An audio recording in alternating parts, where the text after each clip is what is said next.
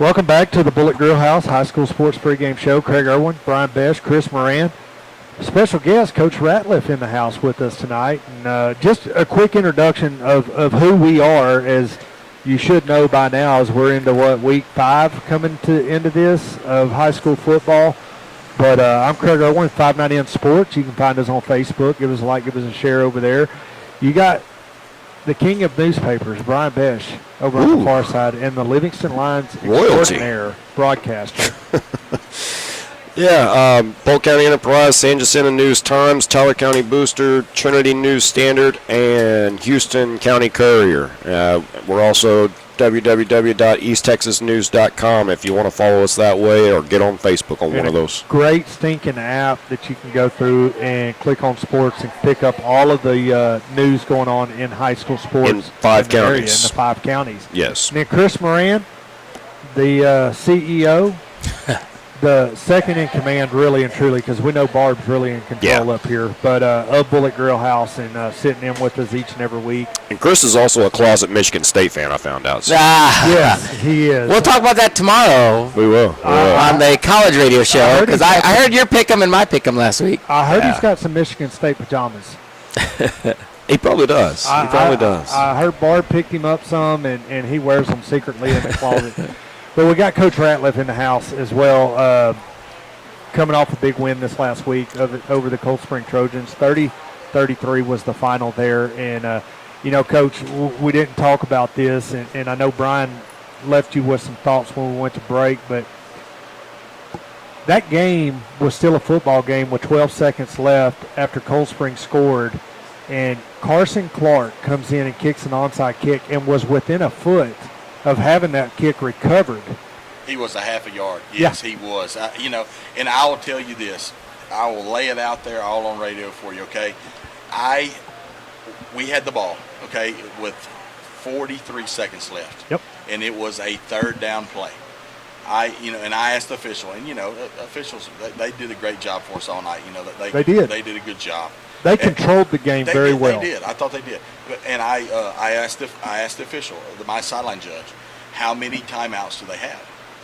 Does Cold Spring have? Because I typically don't keep up with that, and I don't look at the scoreboard because that could be wrong.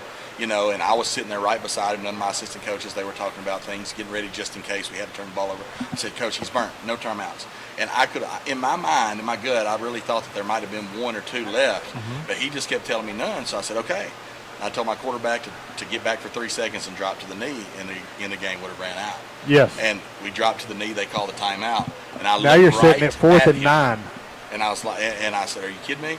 And they walked out and they discussed it. And he made an honest mistake. He come back and he put it all on himself. Wow. And and so I'm like, okay, let's try to kick the field goal. And our kicker had been doing great all night, and he'd been putting it through. And lo and behold, they block it, go down and score, and make it a lot tighter than I would have cared to have been with 43 seconds left. Let me just tell you that. Honest, dishonest, I wouldn't care. That's crazy. That is crazy. It really was. It was a dramatic finish, and really, with basically a minute left in that football game, I had that hope back that we can win this football game, and Carson.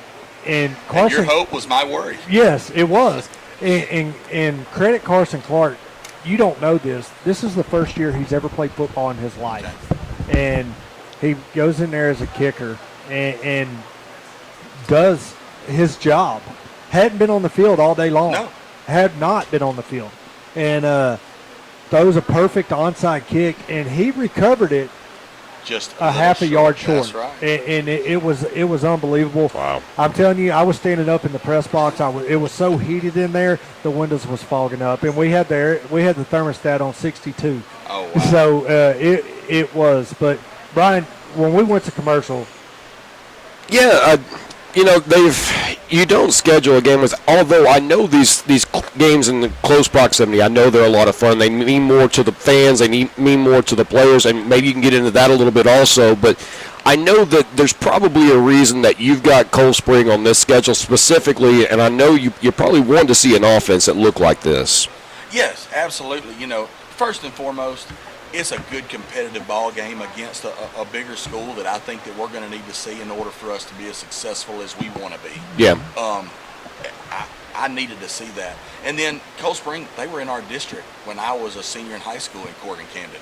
And it was a bloody battle, man. And I wanted our kids to experience that and to have that kind of energy. And it was that big game playoff atmosphere, and it really was. And our kids lived up to that challenge. But, yeah, just from a scheduling and a strategic standpoint, I want to play a team that will ground and pound you like that, because I'm going to see one of the better teams in 2A football that can do that in Centerville week 10, and hopefully what is a big game for both of us. And, that is going to be a huge game. I need to see that. And I'll tell you what. Because I know you're not going to come out and say it, but the way that it looks right now, those two teams playing in that last week, I know you hate it being the last week probably, but that's probably going to be for district the way that it looks right now. Well, I definitely hope so. And I preach to our kids every single day, and our kids do a great job of believing this, that we're going to have to just take it one game at a time, and we're going to focus on being enthusiastic every day and working hard and getting better every day. And then let's let the chips fall where they may, focus on that process and not the product. Yeah. And hopefully if the process goes well, that could be a real big game for us. And we needed to see that style of play, and Cold Springs definitely gave us that. And so we'll definitely keep that in the toolbox for what we were going to have to do against those guys. Coach, it was a great game last Friday night, and I was trying to get over there to visit with you prior to the game, and I visited with Coach Stanley and was able to visit with Coach Rydell a little bit, and y'all were getting prepared, and I didn't want to bother you, but a great win for y'all, and kudos to y'all putting together a game plan and executing and capitalizing on what was presented to you on the field, and still being on the top seat right now as I look at it going in, and I feel like that y'all are probably the sleeper. And I say that out of y'all's district because you do have that Centerville football team. Oh, absolutely. That I feel like that they're 100% beatable as much as every other team. But playing a game like y'all played this last week and capitalizing and enforcing turnovers, that's going to be key for y'all in y'all's success as y'all get down there to week 10. And definitely going to be following y'all really heavy, and looking forward to following y'all in the playoffs this year. Oh, well, thank you very much. Our kids, like I said, I can't be more proud of our kids and our coaches right now. Our community's really excited, but at the end of the day, we're just going to continue to take it one game at a time. I know you got more kids that are stepping up, too, because everybody knows the Christian Guzman, the Anthony Harold, they know the Javarian Williams, but I see more and more names that pop up in that newspaper every week. So like I tell them every week, they go and they do their job and they do it the best they can. They're going to get opportunities to make plays, and that's on both sides of the football. And when they get those opportunities, make them. And we've been doing that. So like I said, I'm very proud of those guys. And it doesn't hurt having that many seniors. Was it 21 seniors that you've got? Yes, sir. It's so much fun being out there every single day at practice with those guys, because they are experienced and they do understand after year 3 of the program what I'm wanting, what the coaches want. So we can get out there and, man, we can discuss football. They're starting to have, they're football intelligent, and we can talk strategy and we can talk about situations, and that's really fun for me because I've seen the growth of those kids, and like I said, I couldn't be more proud of them. Brian, in about 3 minutes, can you sum up the Livingston Lion game last week? Huge win for y'all. Yeah, it was huge. The Lions came in, and you don't know what to expect from week to week. They had their best week a couple of weeks ago against Palestine. You get a player back like John Tavian McNeil that comes in. He rushes for 140 yards and scores 3 touchdowns in that game. Follows that up by another 120-yard game this past week. Back and forth game. Livingston gets a decent lead at halftime. You think, okay, maybe they can cruise to victory. Nothing happens that easy in Livingston, Texas. Nothing happens that easy. So it goes back and forth. And let me tell you, there's some good athletes on that other side of the field. We've mentioned it, I don't know how many times, but I think it's worth repeating again for people that maybe didn't hear it. This team that they played, they were 13 seconds away from beating Huffman from everything that I hear.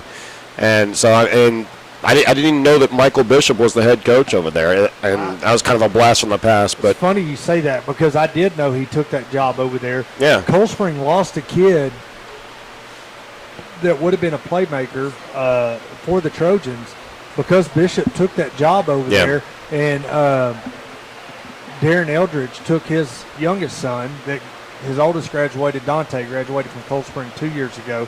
Anyway, that's where he's playing football now. But just some quick little scat backs. They've got some smallish receivers that are quick, that can get out in their routes, and it's hard to hold them.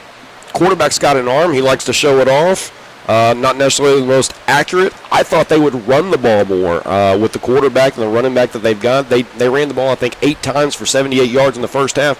We didn't see them hardly run the football. They wanted to put it in the air. They did it a lot. I think 22, 23 different times they put it in the air.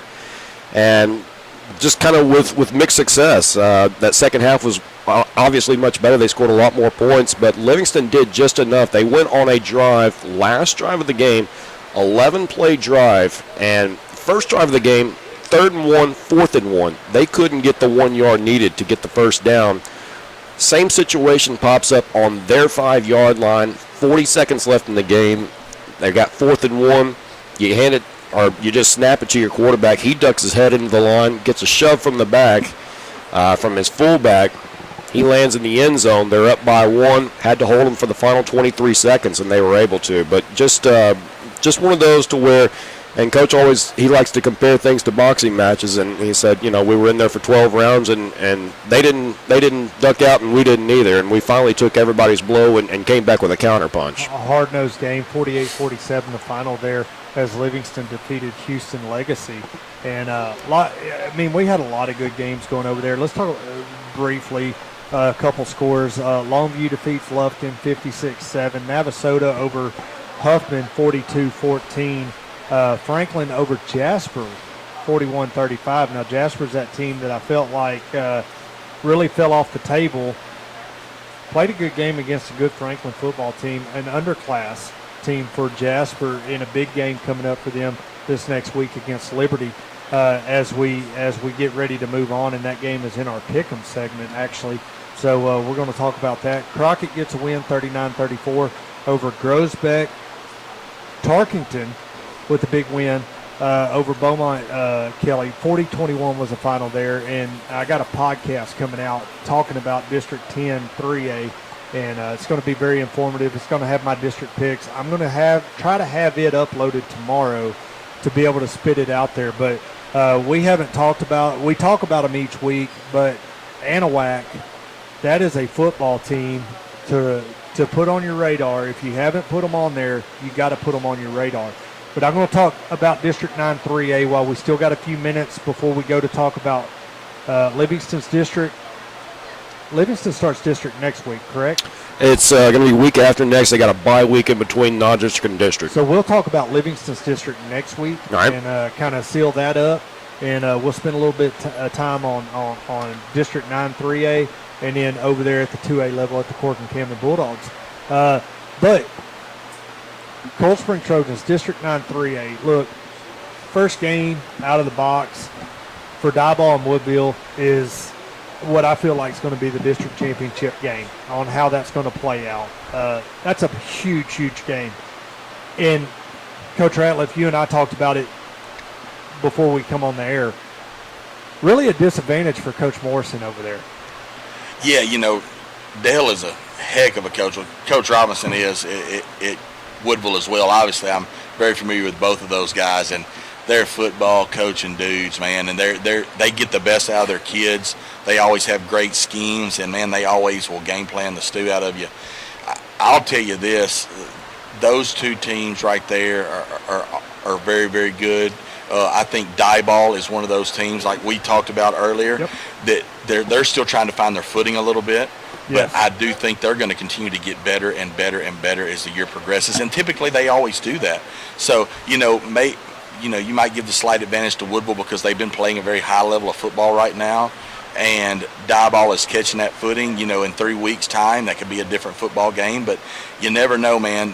They're both going to be prepared to play this game because they know what's at stake. No, they do know what's at stake, and it's a very tough game over there.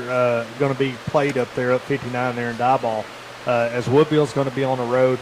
Going to be a tough game, and it's going to be interesting to see how that game plays out, and one that I'm definitely going to be following as Cold Spring will be seeing both of those teams.